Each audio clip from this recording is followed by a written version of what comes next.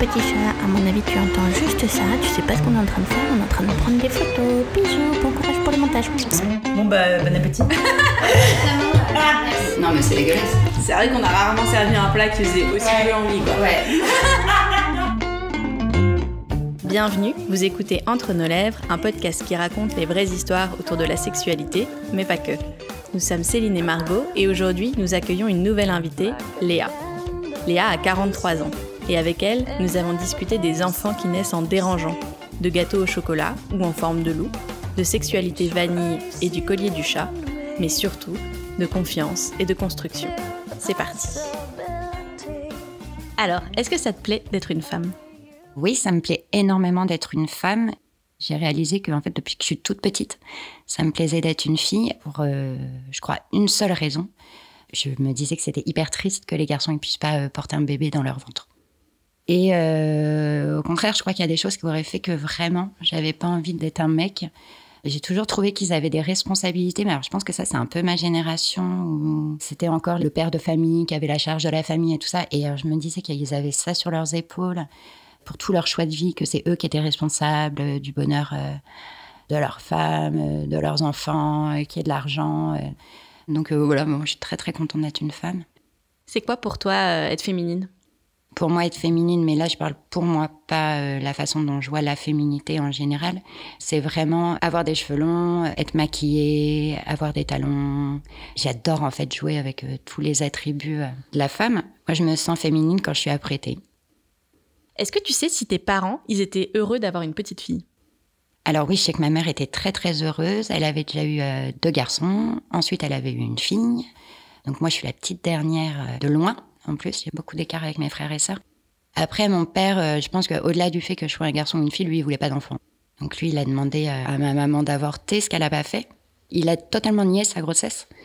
Donc pendant toute sa grossesse, il a fait comme si elle n'était pas enceinte. Et puis alors, a priori, j'ai dû sentir tout ça dans son ventre. Donc du coup, je suis née, je pleurais jamais. Et j'ai appris ça, en fait, parce que je me demandais pourquoi j'avais pas tellement confiance en moi, mais surtout pourquoi j'avais toujours l'impression d'être de trop, de gêner. Il fallait toujours que je m'excuse, je suis désolée. Alors, je le dis encore beaucoup. Et du coup, en cherchant, j'ai posé à ma mère la question. Je lui ai dit, mais pourquoi j'ai cette sensation ? Et elle m'a dit, parce que t'es née en gênant. Après, mon père a fini par m'aimer. Et j'ai jamais douté du fait qu'il m'aimait. Mais du coup, je pense que ça a expliqué ma gêne. Tes parents, ils étaient quel genre de parents ? Est-ce que c'était très genré chez toi ? Ah ouais, alors extrêmement genré.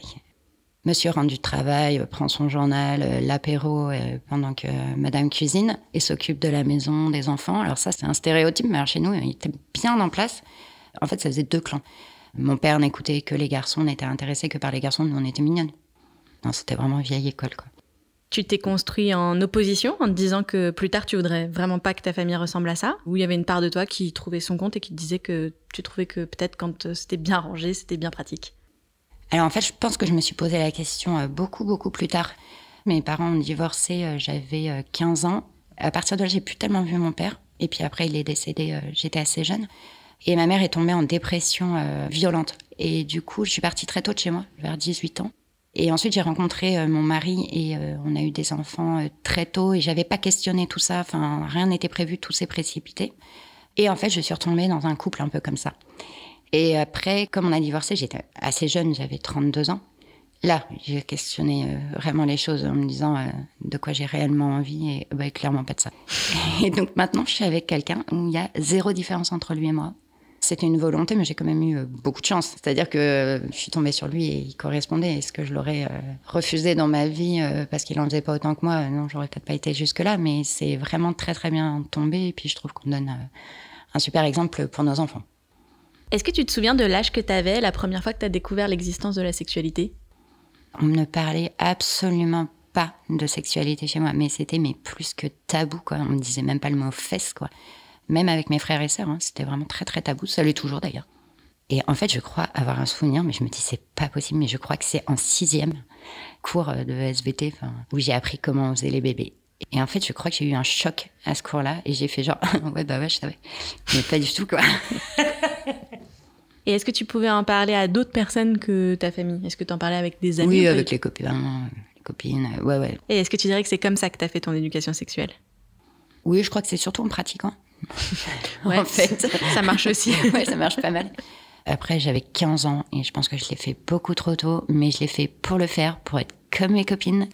Et je me suis sentie très, très différente après. C'était un peu l'étape obligée. Je pense qu'il y avait aussi beaucoup de peur. Donc, du coup, le fait que ça soit fait, voilà, ce qui est fait n'est plus à faire. J'ai l'impression que ma sexualité, elle a vraiment commencé quand j'avais 18 ans. En fait, j'ai rencontré quelqu'un avec qui je suis restée 3 ans. Et on a beaucoup découvert ensemble. Après, il y a eu d'autres petites histoires. Et ensuite, j'ai rencontré le père de mes enfants. J'avais 23 ans. C'était sympa, hein, comme beaucoup de débuts. Et puis au bout d'un mois, j'étais enceinte. D'un coup, c'était vachement moins sympa. Donc, on a lancé tout un processus d'avortement. Mais quand même, j'ai un gros doute. Donc, on avait pris une date le plus tard possible pour pouvoir changer d'avis et réfléchir. On a beaucoup, beaucoup discuté tous les deux. Il y a eu beaucoup de discussions avec d'autres aussi. Et puis, un jour, moi, je suis arrivée à la conclusion qu'avec ou sans lui, je le gardais, en fait. Et donc là, je lui ai dit, et il me dit, ok, go. Et à partir de là, entre nous deux, ça a été vraiment chouette, parce que cet enfant, on l'a vécu ensuite, comme si on l'avait toujours voulu. C'est devenu une grossesse normale, et puis notre fille est arrivée, et c'était super. Par contre, je pense que je lui ai inculqué aussi un peu, il ne faut quand même pas trop déranger ton père, il est gentil, il a bien voulu le garder. Après, ça s'est quand même assez bien passé pour qu'on ait envie d'une deuxième fille ensemble. Entre-temps, on s'est mariés. Donc voilà, il y a une histoire qui est née de tout ça et aucun regret d'avoir notre fille. Et puis c'est quelque chose qu'on lui a très vite expliqué parce que moi, j'avais un peu peur qu'elle en entende parler par d'autres. Et moi, on m'a dit que j'avais été une surprise. Et en fait, quand on s'est présenté comme ça, et elle sait que y a eu beaucoup d'interrogations. Après, moi, j'ai un autre regard là-dessus. C'est qu'en fait... le fait d'avoir tout précipité fait que je me suis retrouvée avec quelqu'un qui était en fait pas bien pour moi et qui est devenu très très toxique. Que j'ai fini par quitter au bout de 8 ans, je crois.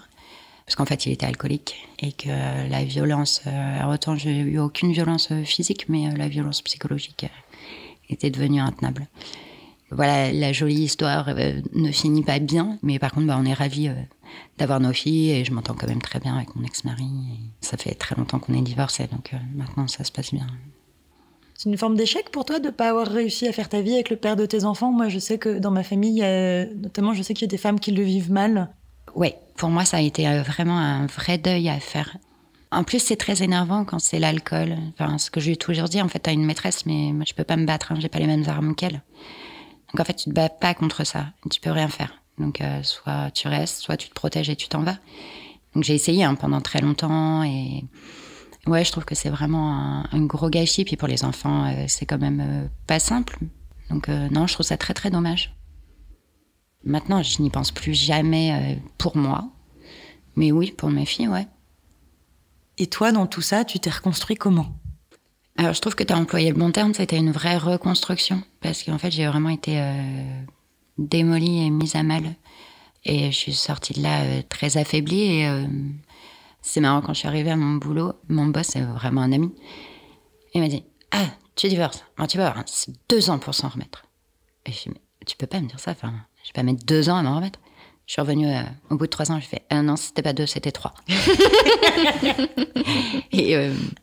alors moi, ce que j'ai vachement aimé, c'est en fait d'être assez jeune. J'avais 32 ans, plus de mecs, déjà des enfants. Et là, je me suis dit, waouh, là, c'est la liberté, quoi. Tout ce qui était à faire, ce qui, moi, était important pour moi, c'est-à-dire me marier, avoir des enfants, ça, c'était fait. Ok, je coche la case. D'un coup, je trouvais que j'avais une liberté folle. Je me suis mise sur des applications de rencontres. Alors, moi, j'ai fait que adopter un mec. Et en fait, sur le moment, j'ai adopté plein de mecs. Et c'était chouette. En plus, moi, j'avais mes copines aussi qui étaient sur des sites, donc on rigolait beaucoup à partager tout ça, donc c'était sympa. Et du coup, ça fait quoi de coucher avec quelqu'un de nouveau après 10 ans avec le même ? Alors ça, je pense que ça m'a pas tellement posé de problème, d'autant plus qu'avec mon ex-mari, à ce niveau-là, ça marchait pas trop. J'étais beaucoup plus demandeuse que lui, et comme sexuellement ça marchait pas, voilà, ça allait. Ce qui était plus compliqué, c'était de montrer ce corps qui avait changé par les grossesses. Et du coup, moi, j'ai eu un corps qui a changé assez jeune. Puis j'ai vraiment été très abîmée par ces grossesses. Je me suis jamais beaucoup aimée, j'ai même toujours pas beaucoup, donc c'était compliqué à vivre pour moi. Puis après, 1 fois, 2 fois, on ne fait pas de réflexion, puis c'est bon, en fait, c'était mon problème et personne en face, je pense que ça l'a dérangé moins que moi, quoi. Et la personne avec qui tu es aujourd'hui, tu l'as justement rencontrée sur ces applications ? Oui, à un moment où je cherchais plus, donc c'était assez drôle. Juste avant, j'ai été pendant à peu près 6 mois avec quelqu'un avec qui j'étais super bien. Et c'était une histoire très simple. On se voyait 1 semaine sur 2, on avait chacun des enfants.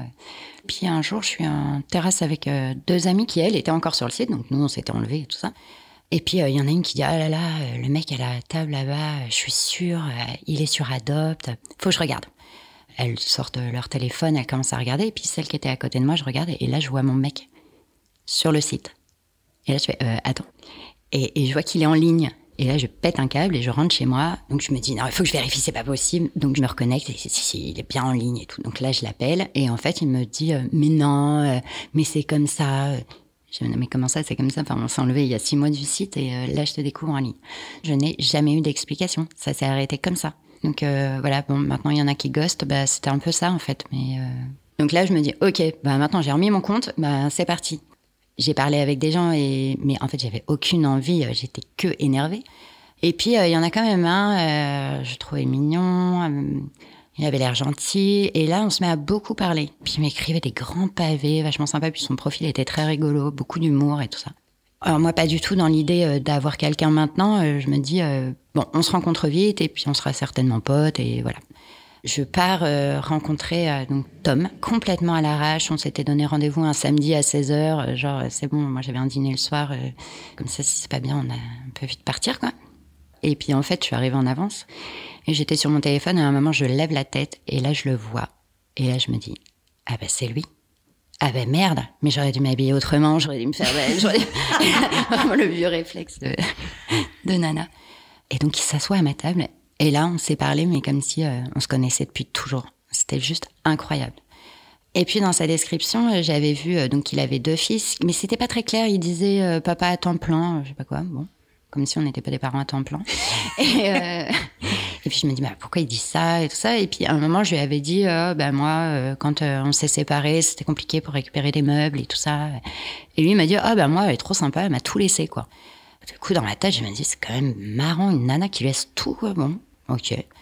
Et en allant au rendez-vous, je me suis dit, non, mais qu'une seule possibilité qui fait qu'elle ait tout laissé, elle est en prison, quoi. Et puis, je sais pas pourquoi, c'est la seule chose, je voyais pas d'autre solution.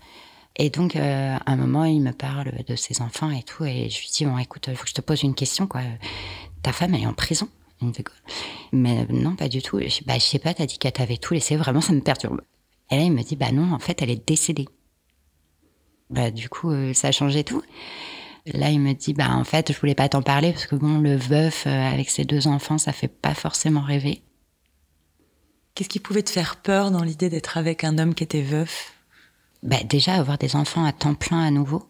Moi, ça faisait, je crois, 7 ans que j'étais séparée et que j'avais 1 semaine sur 2 une vie quand même avec beaucoup de liberté. Et puis, j'avais des filles qui avaient, la plus petite, elle avait 11 ou 12 ans. Je voyais un peu le bout du tunnel. Et là, je repartais avec des enfants plus petits, tout le temps. Puis c'est se dire aussi que c'est pas être la même belle-mère, en fait, quand il y a une mère à côté que quand il n'y en a pas. Il y a du lourd pour les enfants, il y a du lourd pour la personne que t'aimes. Quand t'as déjà ton lot... Voilà, après, ça m'a pas fait peur et la preuve, je suis pas partie en courant. Mais je comprends que lui trouvait que c'était pas très vendeur au départ. Et qu'il ait en plus besoin d'être un peu en confiance avant d'en parler. Et là, j'apprends qu'en fait, elle s'est suicidée 2 ans avant. Le petit, il avait 3 ans. Tu vois, il se souvient pas de sa maman.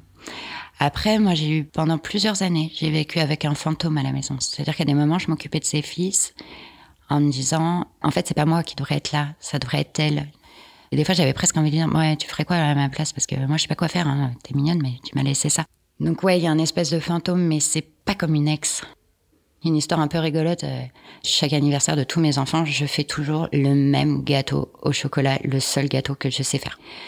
C'était devenu un peu une blague à la maison. Et puis les garçons sont arrivés dans notre vie et donc je fais le même gâteau. Et à chaque fois, ils étaient « Ah, mais maman, elle nous faisait des gâteaux mais extraordinaires, en forme de bateau, en forme de trucs, mais incroyables et tout. » Et moi, à chaque fois, j'étais avec mon pauvre gâteau, je mettais 3 bonbons dessus. Un jour, je me dis, c'était pour les 9 ans du dernier. Je me dis, non, c'est pas possible, je vais pas me reprendre la même réflexion. Et donc là, je fais un gâteau en forme de loup, avec sa langue qui pend, son machin. Donc je pars dans un truc qui, pour moi, était assez extraordinaire. Et donc, je sers le gâteau, et là, tout le monde me regarde, genre, mais qu'est-ce qui te prend? Et je suis, je sais pas, votre maman, elle faisait toujours des super gâteaux. Là, je me suis dit qu'il fallait que je fasse un super gâteau. Et je m'étais mis vraiment beaucoup de pression pendant des jours à chercher sur Pinterest la bonne recette et tout. Et à la fin, Tom, il me dit, en aparté, il m'a dit, super, ton gâteau, vraiment, merci, je suis hyper touchée que t'aies fait ça. Et je suis, non, mais c'est normal, elle faisait toujours des gâteaux extraordinaires. Non, mais en fait, elle les commandait sur un site. Hein. Et là, non, mais sérieux? Ils ont à nouveau mon gâteau au chocolat. Donc voilà, ça montre aussi qu'on se fait une image que l'autre était forcément parfaite. Et puis, en fait, c'est moi qui suis là. Alors, évidemment, je fais pas les choses aussi bien qu'elle et peut-être pas comme une vraie maman le ferait. Mais bon, voilà, je considère tellement que c'est mes enfants que... En tout cas, je suis toujours là pour eux et je fais tout comme une maman normale. Est-ce que c'est quelqu'un dont vous parlez de façon décomplexée et bienveillante? Est-ce qu'on raconte des souvenirs d'elle pour la faire vivre aux yeux de ses enfants? Ou c'est encore un peu, comme tu disais tout à l'heure, un peu un fantôme? Est-ce que... Je me demande justement, dans une famille comme la vôtre, comment est-ce que sa place à elle existe aujourd'hui? Alors, sa place, elle est compliquée parce que, en fait, moi et Tom, on arrive à en parler très facilement. Tom est très à l'aise sur le sujet et les enfants peuvent poser n'importe quelle question, il n'y a aucun problème. Mais en fait, on a du mal, nous, à provoquer la discussion. C'est compliqué d'aller leur dire « Ah, ta maman, elle aurait fait ça, ou elle a fait ça, ou elle avait fait tel voyage, c'était super. » Tu te dis, en fait, s'ils n'étaient pas en train d'y penser, c'est compliqué d'amener le sujet. Donc, ils savent qu'ils peuvent nous en parler tout le temps. Mais nous, on n'amène pas forcément le sujet. Donc, dans leur chambre, il y a plein de photos d'elle, et il n'y en a pas de moi. Après, on a une grande malle avec plein de photos et plein de souvenirs d'elle. Des mots qu'elle a écrits, des choses, je sais pas, il y a peut-être un parfum, un foulard, enfin voilà, plein de choses, et qui est totalement à leur disposition et tout ça. Mais voilà, une fois j'ai retrouvé le plus petit qui était en train de regarder dedans, et puis quand j'arrive, il pleurait. Je dis, qu'est-ce qui se passe? Il me dit, regarde, maman, elle m'avait écrit ce mot. Et c'est vrai que ce mot, je l'avais déjà vu, et c'est un post-it en forme de cœur, sur lequel il y a marqué « Maman revient, à bientôt ». Et là, le petit, il est effondré. Et je lui dis, ta maman, elle n'a pas écrit ce mot quand elle est partie. C'était une autre fois. Et quand elle l'a écrit, elle est revenue ce soir-là. Ça n'a rien à voir. Là, c'était bien parce que ça venait de lui, puis du coup, on a pu en parler. Mais c'est vrai que c'est compliqué de lancer le sujet, parce que tu sais pas ce que ça va aller taper en eux, en fait. Même le tout petit, il sait qu'elle s'est suicidée? Ouais. Alors après, ça fait partie des choses que Tom a dû leur répéter plusieurs fois. Parce que je pense qu'il y a une partie d'impossible, d'incompréhensible, d'inentendable. Et ça a été compliqué pour lui, le redire plusieurs fois, ce qui s'était passé, comment ça s'était passé. Mais ça lui a été vivement conseillé de pas mentir là-dessus. Quand vous avez créé cette famille, du coup, vous avez rassemblé les deux vôtres. Comment ça s'est passé entre tous les enfants? C'est très compliqué, une famille recomposée, avec des enfants qui ont vécu... des choses assez lourdes des deux côtés. Ils sont très différents les uns des autres, mais ça se passe vraiment bien. On a habité en fait assez rapidement ensemble au bout d'1 an. Après, pour ma fille, c'était pas très simple de se dire qu'il y avait des enfants qui vivaient tout le temps avec leur maman, alors qu'elle, elle pouvait être là qu'une semaine sur 2. Ça a été compliqué. Puis maintenant, ça va, elles ont grandi. On s'en sort bien. Ouais. Et puis même pour toi, de passer de 2 enfants à 4. Oui, alors ça, clairement, c'est beaucoup trop. En fait, ça n'arrête jamais. C'est beaucoup de temps, c'est beaucoup d'énergie, c'est beaucoup de fatigue, c'est beaucoup d'argent, c'est beaucoup de tout. Après, c'est très, très drôle. Non, c'est chouette. Franchement, ouais. Et du coup, quand tu es les parents de 4 enfants, mais aussi un tout jeune couple, comment vous arrivez à trouver vos moments à vous? Comment vous avez réussi à construire votre couple en étant en même temps une famille directement? On a très vite compris que quand même, notre couple, il allait être mis à rude épreuve. On a vraiment décidé de créer une bulle qui devait être indestructible. Où on se retrouve tous les deux, où on a un autre monde, où à ce moment-là, les enfants n'existent pas. Et voilà. On a eu la chance, je pense, d'avoir une sexualité qui nous a amené une bulle un peu particulière. Très rapidement, Tom m'a dit qu'il avait des envies un peu peut-être différentes des autres. Et donc, il m'a rapidement expliqué, en fait, je crois dès le premier jour, ou le deuxième, qu'en fait, il était un peu dans le BDSM. Alors moi, c'était un monde que je connaissais pas du tout. Alors il m'a fait lire beaucoup de livres, on en a beaucoup parlé, parce qu'en fait, c'est très codé, c'est très particulier, donc j'avais quand même beaucoup de choses à apprendre. Ça t'a tout de suite intéressé? Ah ouais, non, ça m'a tout de suite intéressée. En fait, j'ai beaucoup aimé l'univers esthétique, le fait qu'il y ait plein d'accessoires, des ambiances. Voilà, donc je trouvais ça très attirant. Donc en fait, on a commencé très très vite à s'organiser des soirées l'un pour l'autre, de façon un peu surprise, où on créait des ambiances. Donc on s'est amené dans des hôtels particuliers, tout de suite il y avait des tenues. Et donc au début, on a vraiment cherché nos marques. Donc on s'est dit rapidement qu'il fallait pas se dire jamais. Donc en fait, on a essayé plein de choses ensemble. On a testé un club libertin, un club BDSM. Alors bon, là, on s'est vite aperçu que c'était pas tellement notre truc, en fait. Et, Pourquoi ? Alors moi, en fait, je suis ni voyeuse, ni exhibitionniste. Ce qu'on a appris, c'est qu'on a surtout pris le côté de DS. C'est-à-dire que nous, la douleur, c'est pas trop notre truc. On est un peu dans la contrainte, mais nous, c'est vraiment la partie domination-soumission qui nous a plu. On a fait le choix d'être ce qu'on appelle switch. Par exemple, une semaine, c'était lui qui était dominant et moi soumise. Et puis la semaine d'après, on changeait. Et puis après, on s'est dit, non, mais c'est trop long. Donc, on a essayé de changer plus fréquemment. Puis après, on s'est dit, mais c'est trop court. Donc là, on est parti sur des moments beaucoup plus longs. Et alors là, c'était très fatigant. Parce qu'en fait, ça demande beaucoup d'énergie. On s'est dit, on va essayer de faire ça 24 heures sur 24, 7 jours sur 7. Et ben, au milieu de 4 enfants, bon courage. Donc là, on a beaucoup rigolé. C'est sûr, on avait bien notre bulle au milieu de tout le monde, mais là, on s'est vraiment retrouvés dans des situations assez gênantes. Par exemple, voilà, nous, pendant des périodes où on se vouvoie. Et en fait, quand on se vouvoie devant les enfants, il y a des petites interrogations quand même. Bon, ça, on arrive encore à le faire passer. Mais quand il y a des ordres qui sont donnés, qui sont quand même plus contraignants ou plus visibles, tels que c'est toi qui vas me servir à table, je vais jamais me servir. Et que tu mets en place des choses comme ça, mais qui sont vraiment dans le quotidien. Là, les enfants, ils commencent à tilter. Et après, là, il y a carrément des trucs qui vont beaucoup plus loin. Je me souviens d'une fois où je vais dire bonne nuit à ma fille et je suis en nuisette. Bon, jusque-là, tout va bien. Je l'embrasse, je me recule, elle me regarde et me dit « Pourquoi tu as le collier du chat autour du cou ?» Je mets la main à mon cou. Et là, j'explose de rire.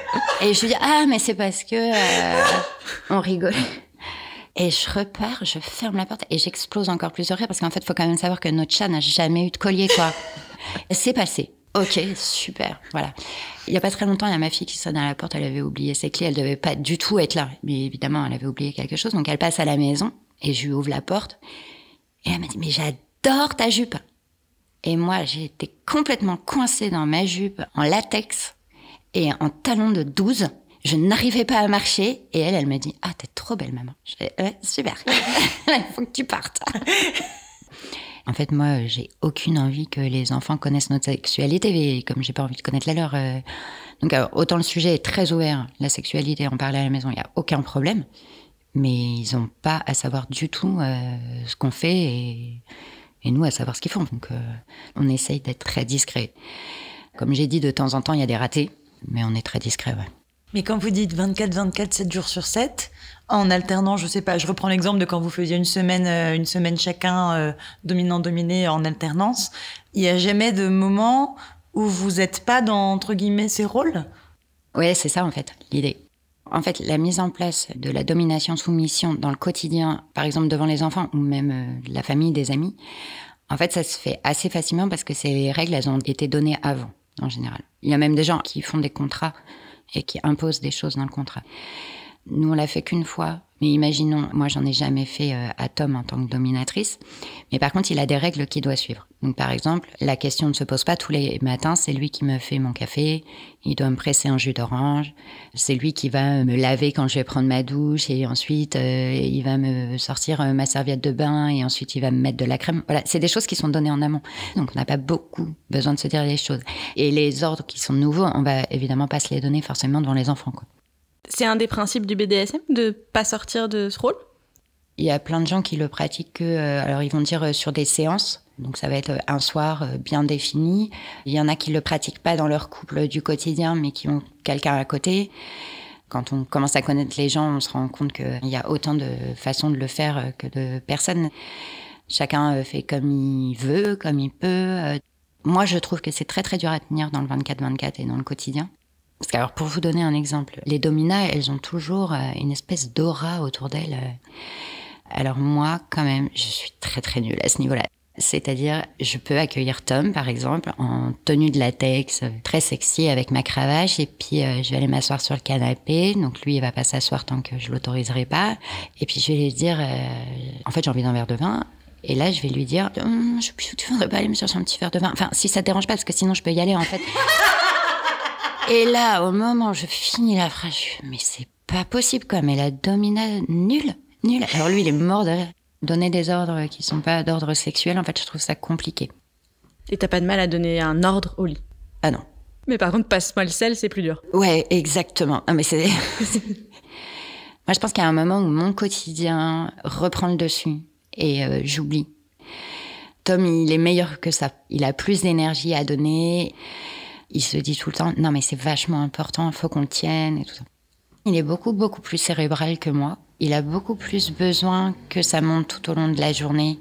Alors que moi, je dis tout le temps, oui, c'est un jeu, c'est notre jeu. Et en fait, lui, c'est moins un jeu. Moi, je suis beaucoup plus dans l'instantané, dans le ressenti, dans les émotions. Moi, c'est bon, on peut décider, bon, ok, à 20h, il se passe un truc, bah super, à 20h, moi, je suis taquet. Alors que lui, non, il va falloir que ça monte plus dans le temps. Donc, j'ai fini par me dire, mais en fait, juste, c'est pas ton truc. Et en même temps, quand j'y réfléchis, je me dis, bah ouais, mais par contre, je me vois pas du tout revenir dans une sexualité dite vanille. En fait, je pense que c'est quelque chose que j'ai toujours eu en moi, mais sur lequel j'avais mis aucun mot. Mais je trouvais que c'était souvent pas assez. Mais en fait, je comprenais pas ce qui était pas assez. Et voilà, en fait, moi, j'aime bien quand il y a de la contrainte, j'aime bien quand il y a des obligations. Et c'est vraiment là-dessus que j'essaye de travailler. Et moi, j'adore parce qu'en fait, on grandit tous les deux là-dedans. Et c'est marrant parce que tout le monde dit en ce moment, oui, alors moi, je déconstruis ma sexualité, je déconstruis le genre, et moi, j'ai l'impression d'être que dans la construction. Et c'est marrant parce que je le comprends très bien, hein, le terme de se déconstruire. Et on a quand même, on pourrait dire, déconstruit beaucoup de choses avec Tom. Hein. Par exemple, chez nous, il n'y a plus d'histoire de qui est pénétré ou qui est pénétrant. En fait, les deux sont les deux. Donc, on a quand même sérieusement avancé sur plein de choses. Mais moi, j'ai l'impression d'être en construction, quoi. D'apprendre tout le temps. Je crois que je me mets un espèce de stress parce que j'ai très envie de lui offrir tout ce qu'il veut. Par exemple, moi, j'avais jamais eu de sextoy, mais jamais rien eu du tout, quoi. Et là, tu verrais la caisse que j'ai. J'ai à peu près un sex shop entier dans ma chambre, quoi. Donc voilà, donc ça c'est de l'apprentissage et ça a mis du temps pour qu'on essaye des choses, qu'on voit ce qu'on aime, ce qu'on n'aime pas. Ouais, c'est un vrai apprentissage. Est-ce que c'est un stress de performance quand même? Est-ce que tu as envie de réussir ce truc que vous faites ensemble? Ouais, j'ai envie de le réussir. En fait, ça m'excite, mais j'arrive pas à être celle que je me suis imaginée que je voudrais être. Je trouve ça quand même hyper dommage de se mettre une pression sur la sexualité. Ouais, bah ça arrive à beaucoup de gens. Ouais, ça arrive à beaucoup de gens et je trouve que là, vraiment, j'ai pas de raison. Enfin, c'est trop bête. J'ai pas envie de m'imposer ça. À côté de ça, Tom, il n'est que bienveillance et gentillesse et douceur, écoute et tout. Donc, c'est pour ça aussi que ça marche très bien. Voilà, je pense que ça peut pas convenir à tout le monde. Du coup, à chaque fois que vous faites l'amour, c'est toujours en endossant des rôles ou est-ce que parfois vous êtes juste Léa et Tom ? Non, mais il y a plein de fois où c'est tout à fait normal parce qu'on n'a pas le temps. Parce que ça... Mais il y a quand même toujours un qui prend un peu le contrôle. On se rend vraiment disponible à l'autre, mais autant dans des actes de tous les jours que corporellement. C'est-à-dire que on n'a pas de safe word, nous. Parce qu'on est assez dans la confiance, on se connaît assez, et puis en fait, on comprendra tout de suite le non qui dit « Oh, si t'insistes un peu », avec le « non », en fait, là, stop. Donc, l'idée, c'est quand même de se rendre disponible au plaisir de l'autre, en fait. Toi, tu dirais que ça t'apporte quoi ? Pour le coup, ça a vraiment accompli l'envie qu'on avait, c'est de se créer une bulle qui est vraiment à nous, dont personne ne se doute, en général, sauf les gens qui nous connaissent très bien, et de vivre toute la journée notre sexualité ou notre intimité. Nous, il n'y a pas un jour où on ne parle pas de notre sexualité. Nous, tout est dit. Nos désirs, nos envies, nos peurs, nos limites. Est-ce que tu penses que la découverte du BDSM, ça a quand même réussi à influer sur ta personnalité ou pas ? Alors oui, clairement. Ça m'a quand même amené beaucoup de confiance en moi. Qu'est-ce qui vient du BDSM ? Qu'est-ce qui vient de Tom, de ma relation, de mon âge, de mon évolution ? Je ne saurais pas trop, mais oui, aussi, ça m'a quand même permis de prendre confiance en moi, ouais.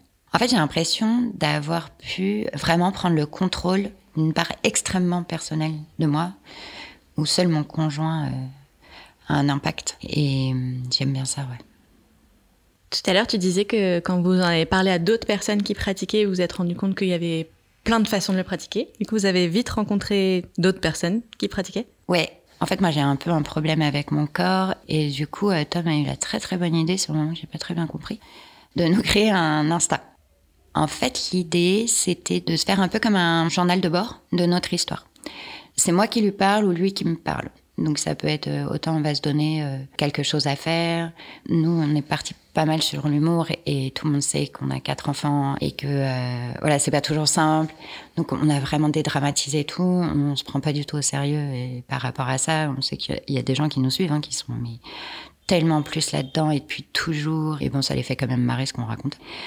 On est parti par contre sur des photos qui étaient très sophistiquées, et surtout avec aucune vulgarité. Que ce soit nos mots, nos photos, on essaye de rester très soft, juste excitant ce qu'il faut, mais voilà. Donc moi, ça m'a un peu réconciliée avec mon corps. Alors on ne voit jamais mon visage, on ne sait pas qui je suis. Et Tom non plus d'ailleurs. Alors bon, moi, il faut à peu près 200 photos avant que j'en accepte une de moi. Tom, bon, j'en fais 2, il trouve ça super. Après, c'est son travail, il travaille dans l'image. Donc j'ai la chance d'avoir quelqu'un qui fait des très jolies photos. Il a réussi à me montrer, je pense, une part de féminité chez moi que je voyais pas. Et j'arrive à travers ces photos à voir le désir qu'il peut ressentir. Et en fait, ça nous a permis de rencontrer plein de monde qui vivaient la même chose et certains sont devenus des très bons amis. Ce qui est pas mal parce que moi au début, c'est resté très très secret moi dans ma vie par rapport à mes amis. Une espèce de honte. Alors d'abord, je considérais que c'était notre vie privée et que ça regardait personne. Et puis, peur d'un jugement. Donc, en fait, j'ai trouvé ça intéressant de rencontrer des gens et de pouvoir en parler avec d'autres que seulement Tom. Et ça m'a permis de comprendre plein de choses avec d'autres avis, d'autres visions des choses. Donc ça, c'était plutôt intéressant. Et puis après, les gens, ils ont carrément fini par nous demander des conseils sur mais comment faire ça, ça a l'air tellement drôle. Puis nous, on a commencé à répondre avec toute la bienveillance qu'on pouvait parce qu'on a trouvé que c'était... En fait, on était touchés du fait que les gens nous posent des questions et nous fassent confiance. Donc voilà, et puis nous, on se documentait beaucoup sur ce sujet, et puis on a élargi pas mal les choses. Et au final, moi, j'ai repris des études et du coup, je suis devenue sexologue. Donc... Voilà, ça m'aura quand même amené ça, toute cette histoire. C'est quoi, toi, qui t'a donné envie de devenir sexologue, justement ? Je pense de réfléchir beaucoup sur notre propre sexualité et qu'après, des gens viennent nous poser des questions via Instagram. On s'est renseigné en fait sur d'autres choses aussi, d'autres pratiques. Et en fait, je trouve que la sexualité ou la non-sexualité, c'est vraiment une partie importante de notre vie. Et je me dis que si je peux aider des gens à être plus épanouis, quelle que soit leur direction sur le sujet, je trouve que c'est passionnant. Après, là, j'ai beaucoup parlé de BDSM. Évidemment, je ne traite pas que de ça, mais par exemple, dans le BDSM, beaucoup de gens se posent beaucoup de questions et en fait, c'est très compliqué de trouver un sexologue qui connaît ce sujet, qui va pas avoir d'idées préconçues là-dessus. Donc, évidemment, j'axe un peu là-dessus, mais voilà, c'est pas du tout le sujet principal de mon cabinet. Toi, c'est quoi les questions que tu t'es posées justement ou les questions auxquelles tu as pu répondre sur les réseaux sociaux, sur le BDSM ? Toute relation, et encore plus celle de couple, elle est basée sur la communication. Mais comme les gens rentrent dans des pratiques qui sont un peu moins communes, je pense qu'elles demandent d'autant plus de communication dans le couple, de confiance. Et donc, les questions qu'on a eues, c'était vous avez beaucoup de chance d'être aussi proches l'un de l'autre, ça a l'air très simple chez vous. Alors, bon, là, on commence à répondre, non, en fait, c'est pas non plus que évident. Et puis après, ça pouvait être des questions, mais est-ce que vous auriez des idées pour mettre un peu plus de piment ? Ou alors, moi, j'aimerais beaucoup faire telle pratique, mais mon ou ma partenaire n'en a pas envie, comment je pourrais l'y amener ? Ou même, il a cette curiosité, mais il ose pas ou elle ose pas.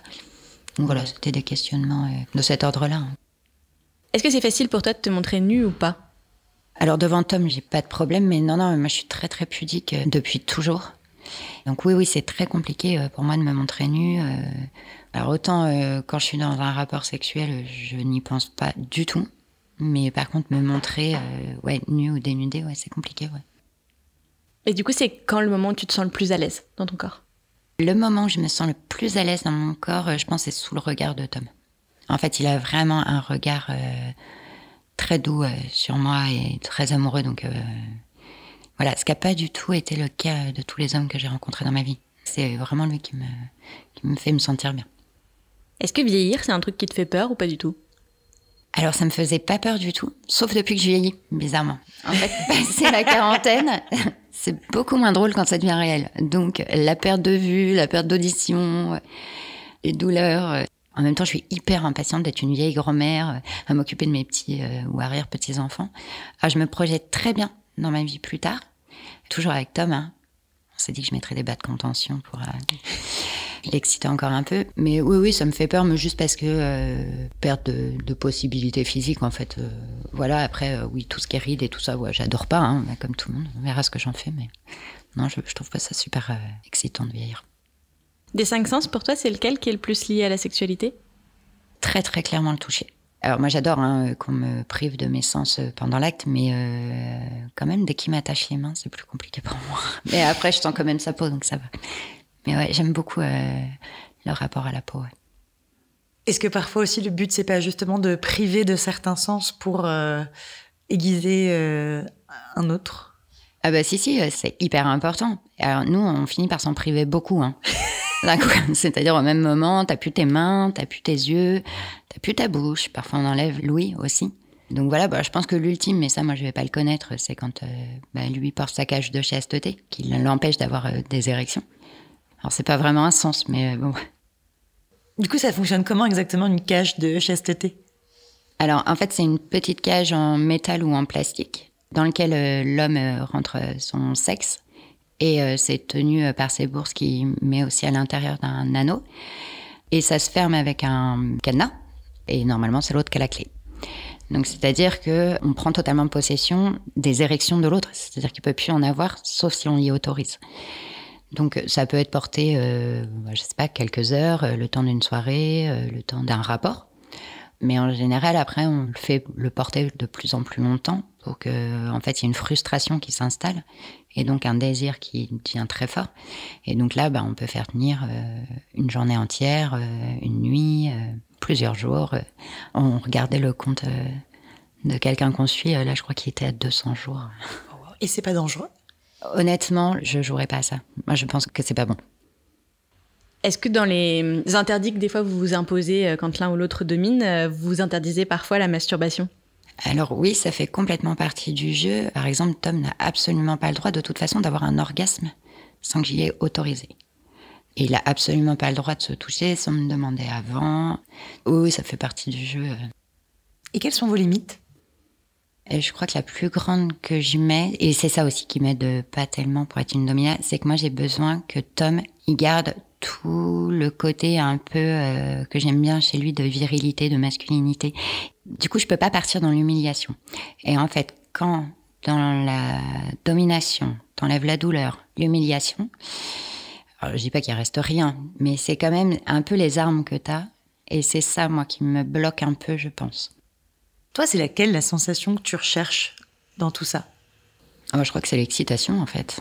Moi, j'ai toujours associé la sexualité au plaisir. J'ai eu la très, très grande chance d'avoir jamais de douleur, de pas avoir tellement de tabous, de pas avoir de problème avec ça. C'est marrant parce que quand on voit mon histoire familiale, j'aurais pu être très coincée et tout. Et en fait, pas du tout. J'ai toujours eu l'impression d'avoir une sexualité telle que celle qu'on décrit un peu pour les hommes. C'est-à-dire, moi, j'ai pas besoin de sentiments, j'ai pas besoin de préliminaires, ce qu'on appelle les préliminaires, pendant 2 heures avant. J'ai pas besoin de câlins pendant je sais pas combien de temps après. Ça peut durer 5 minutes ou 4 heures, parce qu'en plus, je suis multi-orgasmique, donc c'est plutôt pas mal. Voilà, donc en fait, il y a que de la recherche de plaisir. Et de plaisir différent, tant qu'à faire. Est-ce que c'est important pour toi, la monogamie? Pour moi, oui. C'est-à-dire que moi, je veux bien qu'il y ait un autre homme ou une autre femme, ou peut-être plus un jour, mais ensemble. Pour l'instant, j'accepterai pas que Tom ait une histoire avec une autre personne sans que je sois là. C'est une discussion qui reste toujours ouverte chez nous.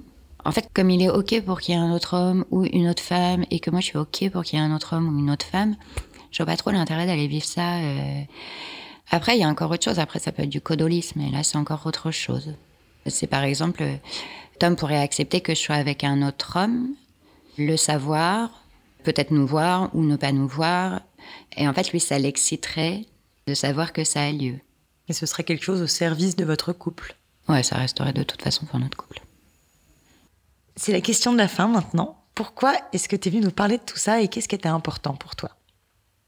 En fait, la raison pour laquelle je suis venue parler, elle a changé entre le moment où j'ai envoyé mon premier mail pour participer et maintenant. Il s'est passé 2 ans, donc il y a pas mal de choses qui ont changé. Au départ, c'était plus pour parler du BDSM, mais de façon un peu simple et montrer que ça pouvait être monsieur et madame tout le monde, avec une vie quotidienne chargée, qui a un côté ludique et puis après, qui a peut-être un côté qui peut être un peu plus psychologique, mais... Voilà, dire que on ne vit pas dans un donjon habillé en cuir avec des menottes. Voilà. Le fait d'être devenue sexologue me donne envie de rajouter que je me rends compte à quel point, en fin de compte, quelle que soit la sexualité qu'on choisit ou même si on choisit de ne pas en avoir, en tout cas au sein d'un couple, ce qui est le plus important, c'est la communication. Et moi, je le dis tout le temps dans mes consultations. Et nous, on a réussi à mettre... tout ça en place, toute notre sexualité, parce qu'il y avait une super communication. Et effectivement, si dès le premier jour, Tom m'avait pas dit en fait, moi, ce qui m'excite, c'est le BDSM, et qu'il avait eu honte et qu'il me l'avait caché, on aurait peut-être une sexualité tout autre, et lui, beaucoup de frustration.